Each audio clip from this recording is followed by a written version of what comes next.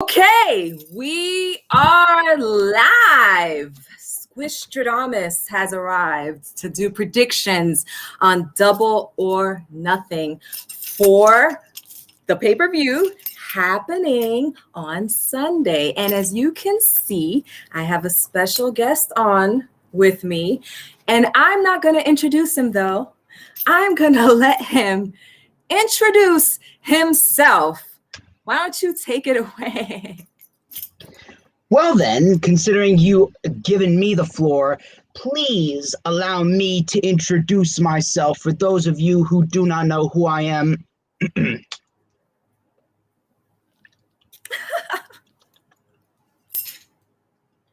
he taking sips of water? Me. Ladies and gentlemen, I'm the one and only DJ Storms, and I would like to welcome each and every single one of you to a very special live stream here on the Top Rope Squishy channel. Now, for those of you who do not know some of the other names that they call me, well, they call me Mr. Controversy and the operator of the best damn Twitter handle,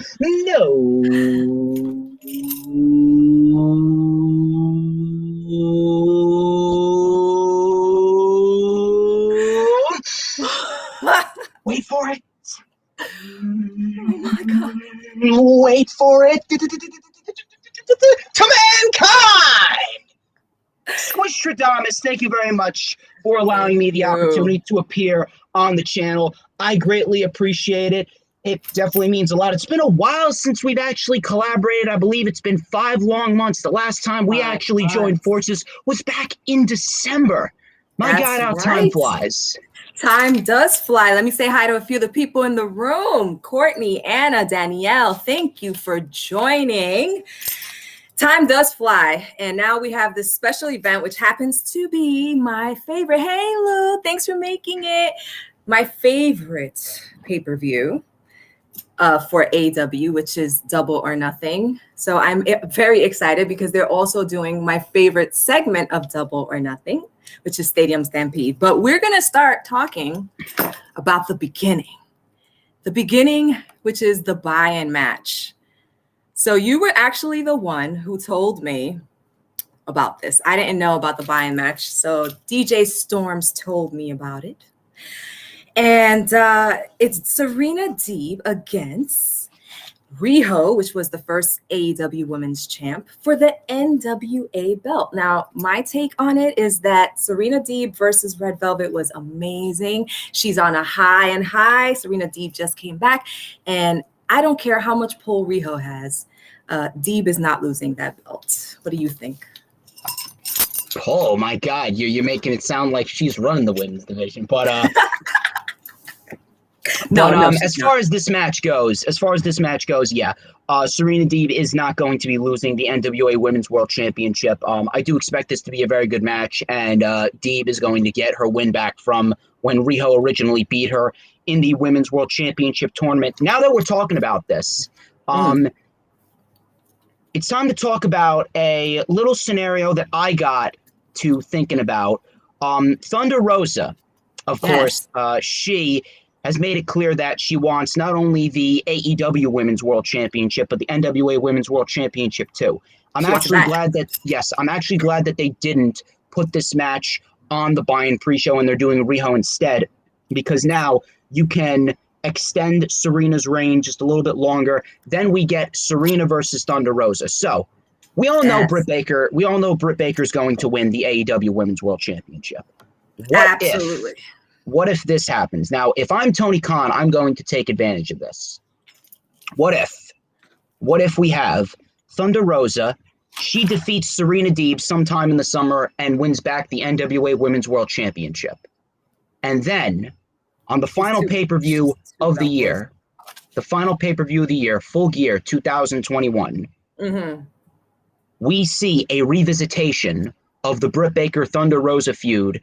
This time, it will be title for title, and Thunder Rosa walks out of Full Gear as both the NWA and the AEW Women's World Champion. Thunder Rosa, 2-belt Thunder. So I think, yes, that Thunder might hold the belt for, well, yes, I think Thunder's going to get the NWA belt back, but I think that she's going to get the AEW belt in February at Revolution in 2022. Now, that would be an interesting way to start off the year. Definitely would not mind that. In the meantime, I definitely would love to see Baker if, since we're going to talk about that next, I see the little thing. Yeah, I see the little caption underneath. We're going to talk about that next. Yep. We all know Britt Baker's going to win that championship. Here's a question I want to ask you. Ask you me. think this is going to be better than their matchup that they had back in April of 2020? Yes. First, let me say hi to Ryan. Hi, Ryan. Hi, the Bird and the Villain. Everybody's joining in. Thank you for joining. Yes, because everybody's been waiting for the Britt Baker Championship. This lady has been calling herself the role model for over a year, it seems, and we've all been waiting for her to take it. I honestly was surprised when she didn't take it at Revolution, and I was like, Double or Nothing, it's hers. That's hers. Exactly why they did it, because what they wanted to do is they wanted to extend Sheeta's reign to a year. And let's be honest, even though Sheeta hasn't had the best reign, the fact of the matter is that she's beaten everyone that's been put in front of her, and she's held it for over a year. That makes her credible, and they wanted to extend it to a year so that way she can transfer that credibility to Britt Baker, and Britt Baker is going to be the one bragging that, hey, I'm the one that ended the reign of the longest champion in AEW history. Yes, thank you. Thank you for joining, Adam. Yes, I think it's going to be a big freaking deal. Granted, Sheeta is amazing in the ring, but she's not the total package, because I think to be a total package, you have to be great at promos, you have to be great in the ring, and you really have to carry that character. Now, Sheeta has 2 out of 3. Promo-wise, not so great. I always used to tell my husband, we've had this discussion, that she should have had a translator the way that Penta has one. It would have been hilarious for her. She could have gone crazy in Japanese. I remember Alex Abrahantes, but it should be interesting to see where she goes after this. I feel as though she's going to take on more of a Riho role, where she's there to give others great matches, and she's going to enhance others along the way. Yeah. I feel as though Britt Baker, she's going to go up against women like Ty Conti, Red Velvet, Nyla Rose, Chris Statlander before she ultimately drops that title to Thunder Rosa. It would be absolutely shameful if Tony Khan does not revisit the feud that they had all the way back at the beginning of the year. Not one, but 2 excellent matches back to back. So at the end of it all, I do expect Britt Baker to get that championship. It is definitely her time. Getting it. I think that's one of the easiest ones to predict. I didn't even have to go to the stars. There's a lot of stars behind you, though. I'm the number 1 star in the IWC, just so you know. So for anyone who doesn't know, the IWC is Internet Wrestling. What is that? Community. I just had a brain fart, y'all. I'm so excited about Double or Nothing. So here we go. Come on, Squish. Here we go. Brian Cage versus Hangman Adam Page. The last time these two met in the ring, it was a total destruction of Hangman Adam Page. Brian Cage killed him. He destroyed him. He murdered him. But he gave him his first loss. Brian Cage gave Adam Page his first loss. Yes. Yes, this year. However, at Double or Nothing, even though obviously just by the looks of it, you would be like, Brian Cage's definitely going to win, I believe Hangman Adam Page will be victorious. What do you think? Yes. Page absolutely is going to get his win back. This right here, this is nothing more than an interim program for Adam Hangman Page, going into a feud with Team Taz, specifically to keep him occupied throughout the summer, because in the end, at All Out, Adam Hangman Page is going to be the guy to take that title off of Kenny Omega. So it wouldn't really make too much sense for Adam Hangman Page to be the one to take on Omega at Double or Nothing, because anyone that faces Omega between now and All Out is in for an automatic loss. You're not going to do that. Yeah, you're not going to do that to Paige. Paige is your guy. Paige is your guy that you're going to save. When there's full crowds back in attendance, they're going back on tour in July. Yes. I actually see this as a potential sleeper match of the night. If they want to, they could legitimately have these guys go out there and steal the entire show if they want to. Brian Cage is excellent at what he does for a big guy. And Adam Hangman Page, I mean, he's Adam Hangman Page. I mean, that's self-explanatory. At the end of the day, I do expect Adam Hangman Page to get his win back. And I don't expect this feud to be over. I actually expect Adam Hangman Page to join forces with Christian Cage, and they're going to go into a little interim program throughout the summer with Team Taz leading up into Fyter Fest, and that's going to keep them busy until Page is ready to move on to Kenny Omega. That's a great prediction. This is why I'm here. That's why I'm here. Why you're here. I am the smartest man alive. Billy Madison tribute. That's great. I love it. This one we were talking about before we went live. It's not happening. Tell the people why, DJ Storms. Well, first things first. Ogogo is spelled O-G-O-G-O, not A-G-O-G-O.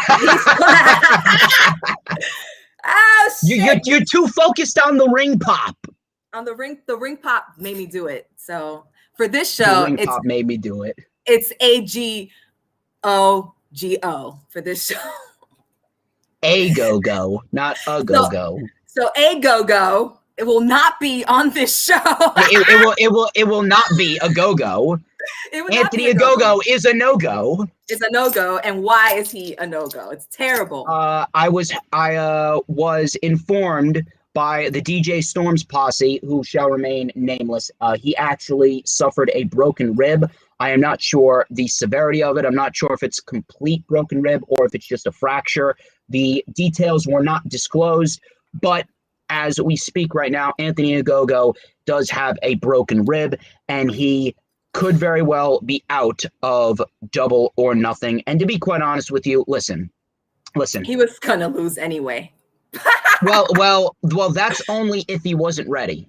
But here's the thing. Now, if this match ends up happening, again, I don't know the severity of the broken rib, but listen, Cody's promo was great. Cody's promo was excellent. Cody's promo, it made it feel more important than it really was, and that's what Cody does. He makes everything feel more important than it really is. And let's be honest, this match, it means nothing. This match means absolutely nothing. Nothing's on the line. It does not have.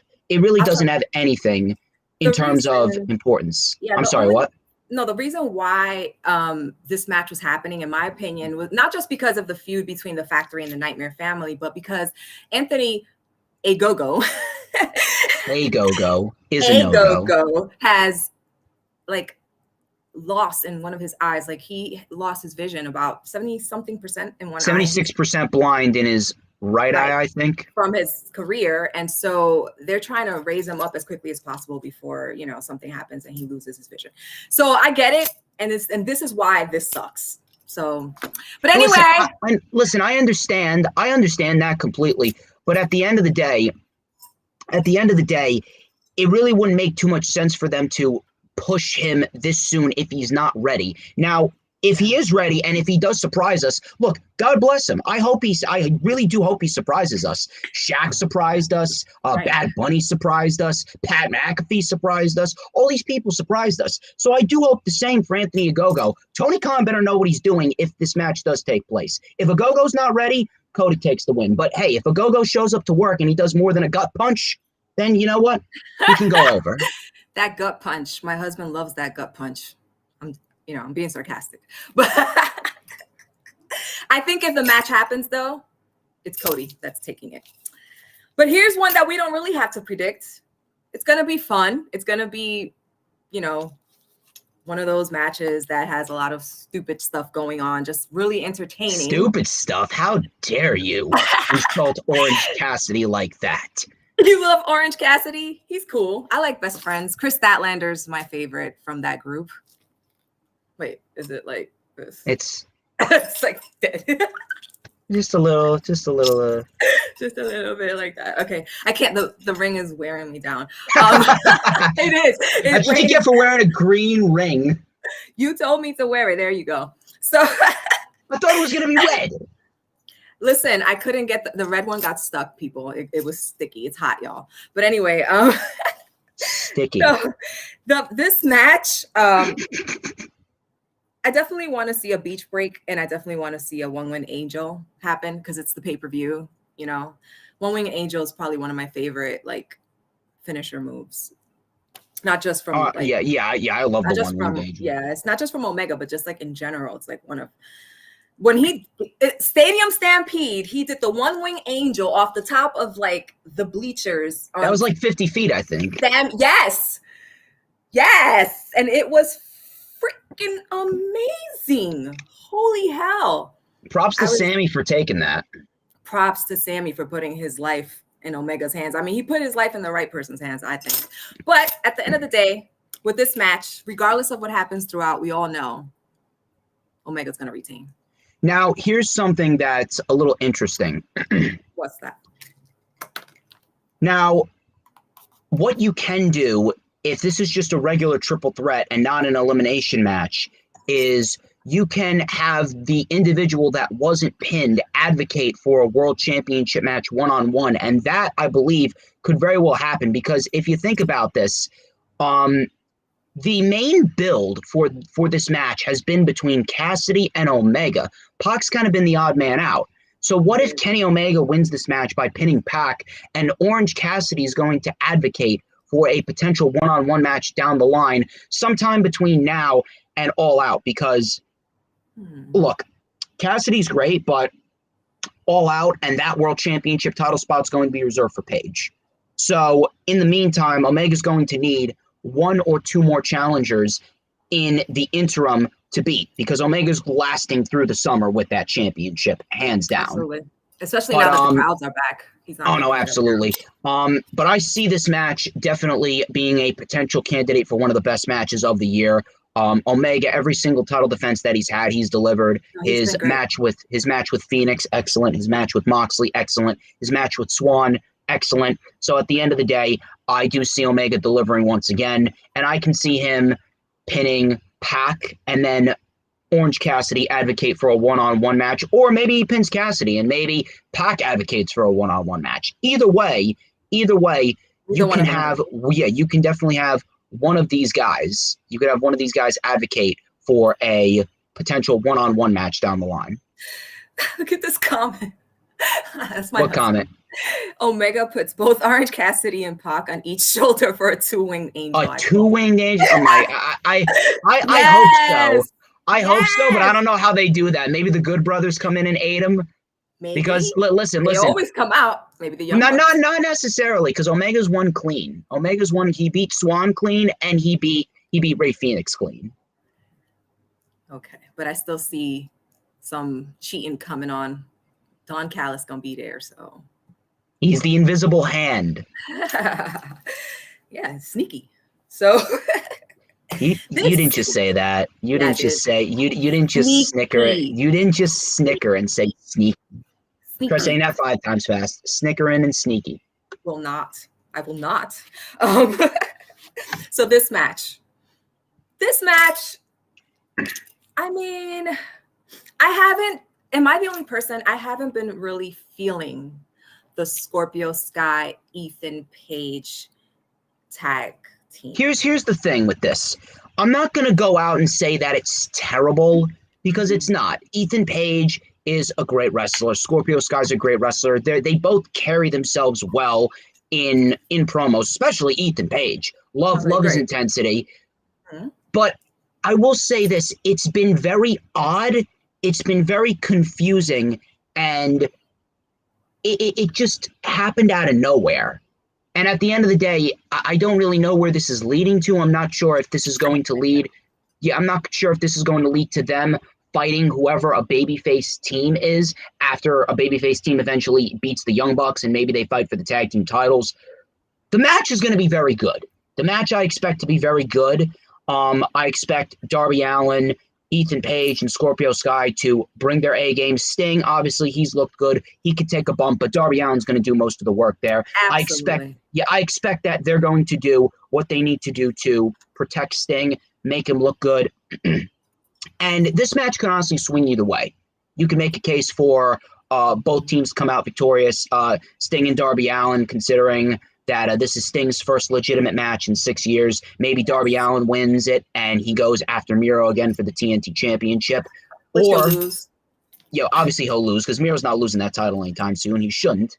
We'll talk about that later. We'll talk about the meat slapping fest later. Yeah, we'll talk about that later. And then, of course, we got Sky and Paige, who try not to look in the camera because I'm not breaking here. I'm not the one that's going to break here. So you got Sky and Paige. You got Sky and Paige. Shut up. You got Sky and Paige. Sky and Paige, who are a newly formed heel tag team. And realistically speaking, considering Darby Allin and Sting, they've had a lot of momentum going into this match, and they're pretty much already made individuals. It would make sense for them to come out victorious. And I'm actually going to go with Scorpio Sky and Ethan Page. They're going to get the win here by pinning Darby. And I'm not sure if we see this yet, but this could plant the seeds. This could plant the seeds for Sting turning on Darby Allin, because this is one of the main reasons why Tony Khan brought Sting into AEW, to help elevate Darby Allin. He's already doing that as his manager, but now what he can do is he could turn heel on Darby Allin at some point, and we get Sting and Darby Allin with Darby Allin going over, and that's going to propel Darby Allin into the World Championship title scene at the start of 2022. But I see Paige and Sky winning this, and this feud can continue going into Fighter Fest. Perhaps we get Ethan Page versus Darby Allin or Sky versus Sting. Depends on how they want to go about it, but I expect the heels to win. I am going for Darby Allin and Sting. I feel that they're not going to have Sting lose his first match coming back after 6 years. He's an icon and he still draws crowds. And just based on that alone, they're not going to let them lose.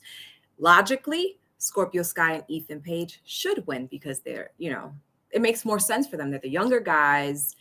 They're a brand new tag team. They have something to prove, but in my opinion, it's going to be Darby Allin. And we'll put some money on this. We'll put some money on this. We will. Not a lot of money. We'll put some ring pops on this.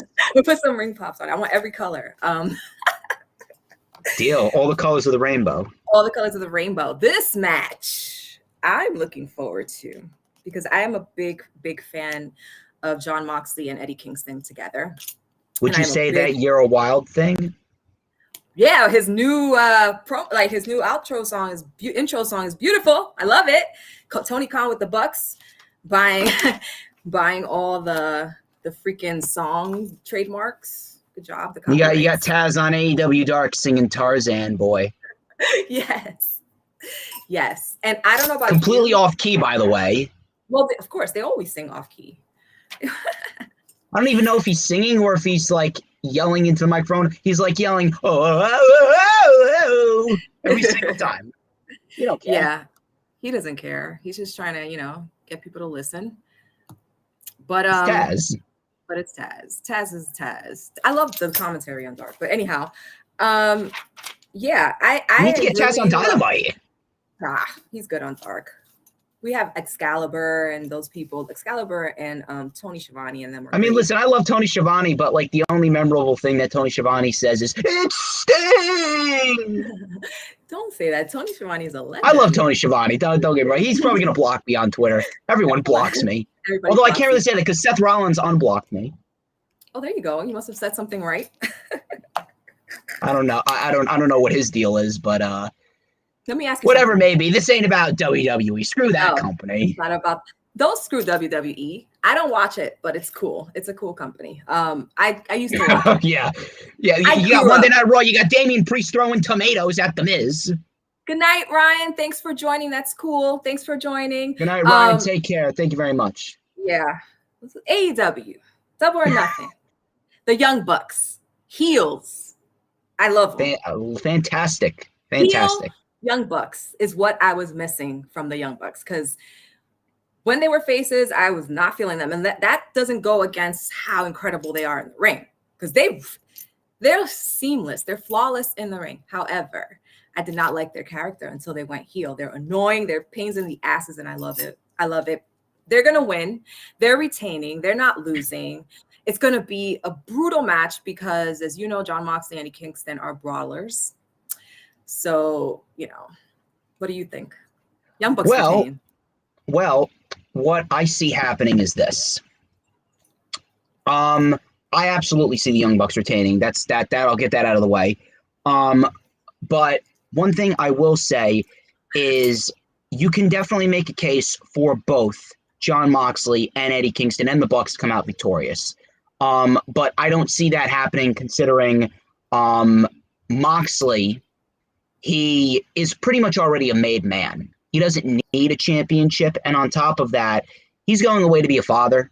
So it wouldn't really make too much sense for them to give Moxley a championship only for him to go away and be a father. I do see Eddie Kingston actually in a program for the TNT Championship, potentially with Miro after Double or Nothing. This is merely an interim title defense for the Bucks, and then the Bucks are going to have a couple more title defenses. I don't know against who. Maybe they'll build up some new tag teams, but at the end of the day, Jurassic Express is going to be the team to inevitably take those titles off of the Bucks, and it's going to be at All Out. Similar. Don't you give me that. Yo, listen here, ring pop chick. Don't give me that. What's going to happen is at All Out, if you remember from last year, the Bucks took on Jurassic Express at last year's All Out, and the Bucks actually won. So now you revisit that feud, this time for the tag team championships. The Bucks, they do the job for Jurassic Express. You make 2 new stars in Luchasaurus and Jungle Boy. It's simple as that. But the Bucks are retaining here. I think the Bucks are retaining, but I think eventually who I want to see take the belts away from the Young Bucks is Santana and Ortiz. Hey, here's what's going to happen. Here's what's going to happen with Santana and Ortiz. I've pretty much mapped this one out. Santana and Ortiz, they're going to be tag team champions by the end of 2022. Jurassic Express, they're going to be the team to take titles off the Bucks, and FTR is going to win the titles back. And then they're going to revisit the Inner Circle Pinnacle program with Proud and Powerful taking the titles off of FTR. Oh, wait. Your prediction about this means that you feel a certain way about Stadium Stampede. Yes. Should we talk about that one next? Let's talk about the Stadium Stampede, man. The Inner Circle and the Pinnacle. Everybody already knows who I'm for. I'm Inner Circle all the way. Oh yeah, Inner Circle. 100% yeah. Inner Circle is going to win. They're not breaking up. Period. They're not breaking up. So at the end of the day, here's what's going to happen here. The Inner Circle needs to win. I get that some people are advocating for the Pinnacle, but the Inner Circle need to win here because if you think about it, MJF has always had the upper hand over the Inner Circle. He beat Jericho at Full Gear. He won the Inner Circle exhibition tag team match. He was not the one pinned at Revolution. Jericho was the one pinned. Then he introduced the Pinnacle and dropped Jericho off the stage. They won Blood and Guts. So when are the Inner Circle going to get their just due? Now the Inner Circle need to win here. Now that they need to win here, but they're not done with the Pinnacle. This is going to continue throughout the summer. And I'm going to and I'm going to explain why. What's going to happen is this. Inner Circle wins this. Then at Fyter Fest, we could be looking at 2 matches. Number 1 is going to be Sammy Guevara and Shawn Spears. And number 2 is going to be FTR versus Proud and Powerful with FTR walking out victorious.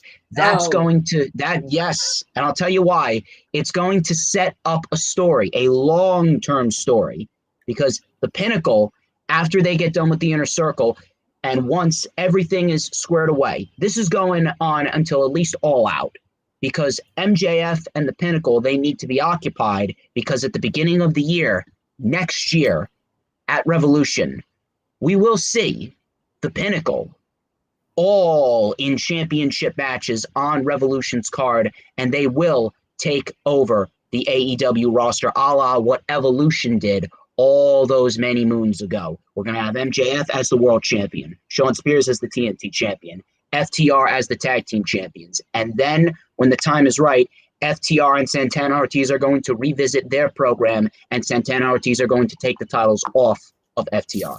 That's a very, very bold prediction. That's what I'm known for. As long as the end is proud and powerful, holding the tag. Oh no, they will. The tag team titles. Yeah, the tag team titles are gonna go Young Bucks, Jurassic Express, FTR, Proud and Powerful. Courtney says, "Nope, I don't see that. Nope, I don't see that." So many different opinions. Courtney's one of my best followers. Thank you for always. You're gonna deny the Jersey Devil over here? You got a guy with sideburns better than Elvis, and you're trying to contradict me? Tell him how you feel, Courtney.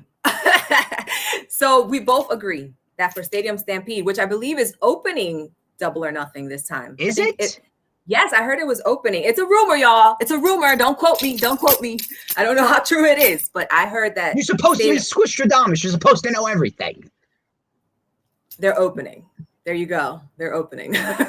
But it's going to be different because if you remember, the Stadium Stampede from last year was like a lot of fun. This time they're bringing in a serious kind of thing going on. So I think it's going to be pretty brutal. It's going to probably mimic a lot of what we saw in whatchamacallit. Oh, no, absolutely. I absolutely see a more brutal version of the Stadium Stampede, and Inner Circle comes out victorious. What better factions? I mean, these guys are all freaking crazy. I love it. Especially Sammy. Sammy was the MVP of Blood and Guts.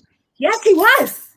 He was my wrestler of the week on Top Rope Tuesdays for that match because what he did, first of all, he was the first one in. So he was in there longer than everyone.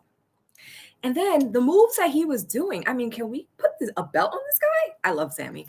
I have a feeling that what's going to happen is they could very well, along with Santana and Ortiz taking the titles off of FTR, we're going to see Sammy take the TNT championship off of Shawn Spears. Or we could possibly see Sammy get built up as a top-tier babyface. He could take the title off of Miro, and then Spears could beat Sammy for the championship. It depends on how they go, but either way, at the beginning of next year, Shawn Spears as TNT champion, Pinnacle all as champions. It's going to happen. Just watch. It's marked here forever.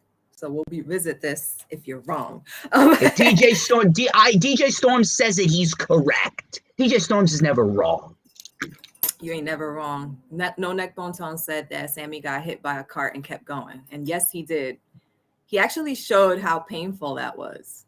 He has an irrational fear of golf carts. He does. You do not want to bring a golf cart around Sammy, so don't take him golfing. Don't take him golfing. I lost my captions, y'all. Here we go. There we go.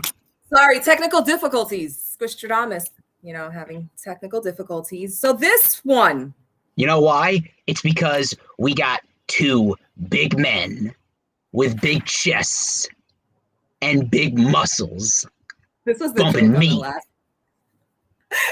Big meaty men slapping me. I swear, I didn't even know where it came from when I heard it last week on this show. It was from Biggie, yeah. Yes, and someone tagged me, and I was on the floor. I think I watched it like 20 times.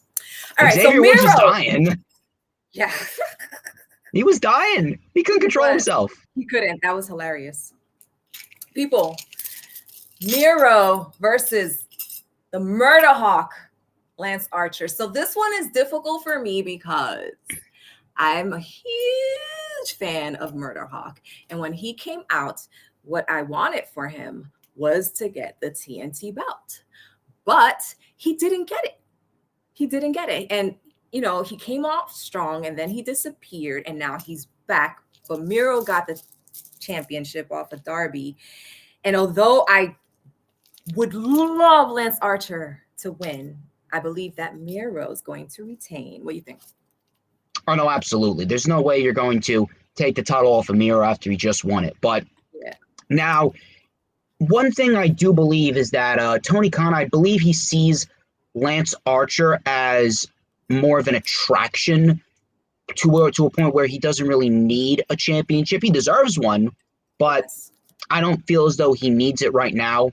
What we are looking at right now is we are looking at Miro and Lance Archer. I think this is going to be a great hoss fight. I don't expect it to be as good as Dominik Dijakovic and Keith Lee all the way back at TakeOver Portland in February of 2020. If you guys haven't watched that match, please go out of your way to watch that match. Excellent fucking match. Tell people where it's from. NXT TakeOver Portland in February of 2020. Dominik Dijakovic versus Keith Lee for the North American Championship. Excellent match.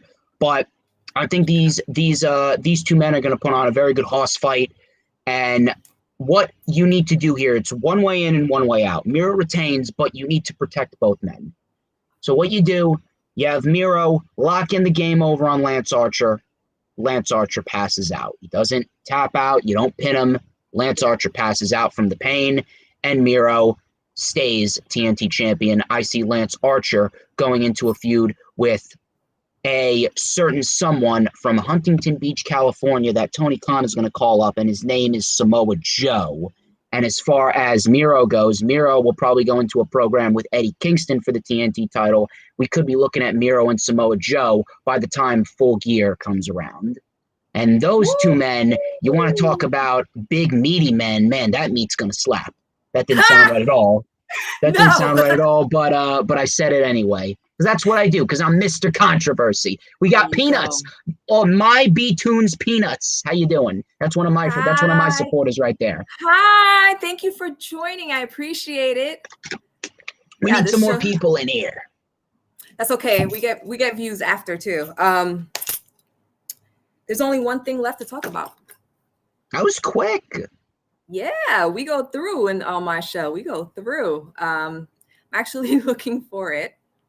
It's the Casino Battle Royale. Ooh, I'll tell you who number 21 is. This is it Shaq? No, it's not Shaq. It's not Shaq. No, it's Jade Cargill. No. No, it's obviously not going to be Shaq. A lot of people have been saying Shaq's the number 21, and to me, it just doesn't make sense. I'll tell you who number 21 is. Did you watch Impact Wrestling's Under Siege? No, but I have it written down that it's someone from Impact. So that was my guess. Well, here's the thing. From Impact.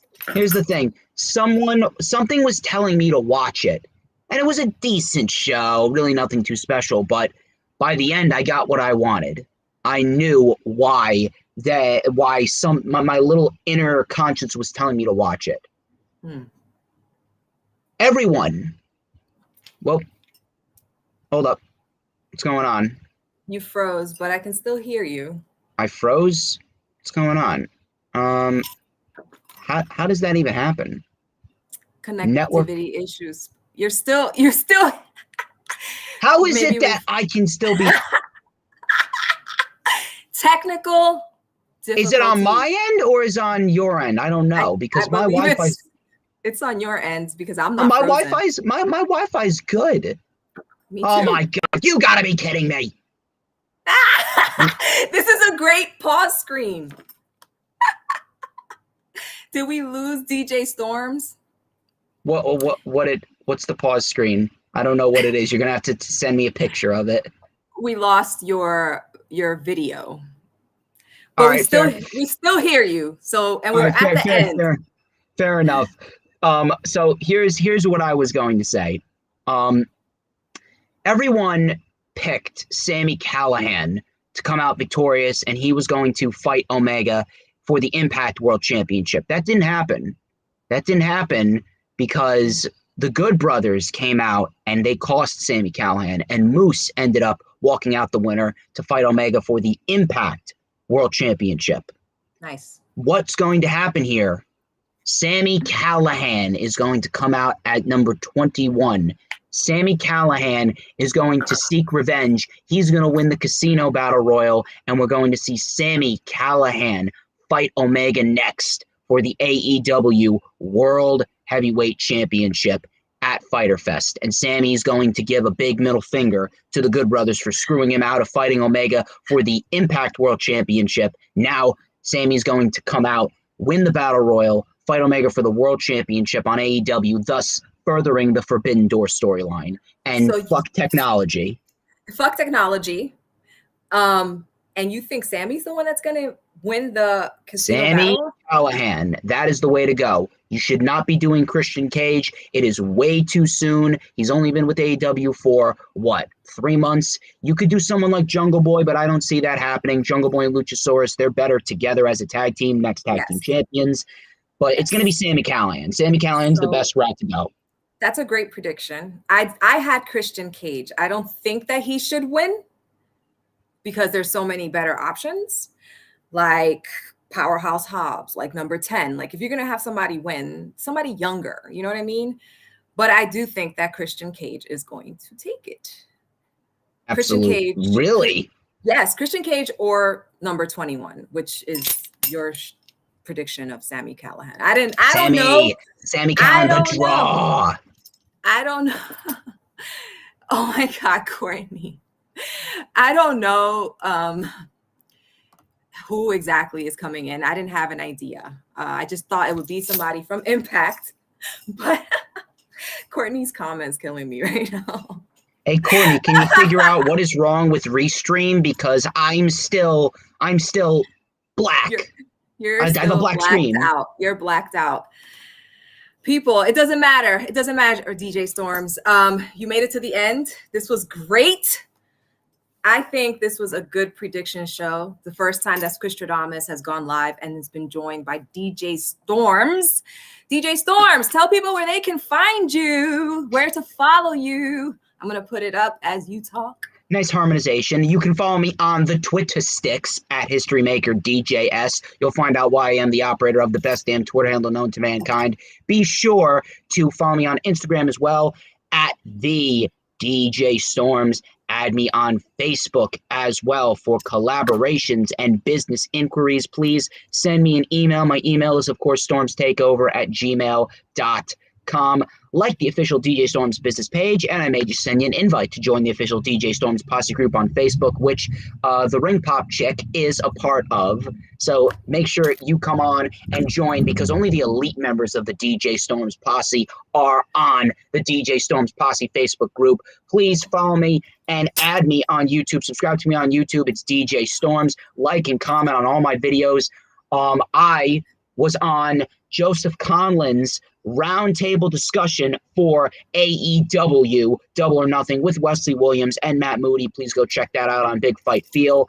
What I want you to do is, when you go and find me on YouTube, subscribe and hit that notifications bell with a huge coup de grace. That way you will know whenever I pop up on YouTube, because whenever I pop up on YouTube, it is the best time to be on YouTube. And even though you can't see me, it is the only time that you're going to see this glorious sideburn chin strap combination and this beautiful mustache right here. I'm combing it behind the black screen, just so you know, because it just needs a little bit of touching up. You already know the drill. You know the drill. You already know the drill. Squishtradamous, thank you very much for having me on. I really appreciate it. I hope to do it again very soon. I had an absolute blast, even though technology tried to ruin it. It was still great. Yes, technology. Thank you to Danielle. Thank you to Danielle. Thank you to Anna, Courtney, none K-Bone Tone. No neck bone tone. No neck bone tone. Oh my God. I can't read. It is these sunglasses. Okay. That's what happens. That's what happens. You see, this is what happens. This is why I'm not an English major. I'm an accounting major. There you go. Thank you so much for joining, DJ Storms. This was great. I loved doing the predictions with you for Double or Nothing. Thank you to everybody who joined. As always, it's been fun. And as you know, I have to end it, as always, when I do my predictions. I'll be leaving you with a lot of love, a lot of peace. But above all, y'all, keep it real. A lot of wrestling. Thank you guys for joining us. Don't forget to subscribe. Follow me on Twitter and Instagram at Top Rope Squishy. Check out the merch and go check out DJ Storm's pages and subscribe and follow.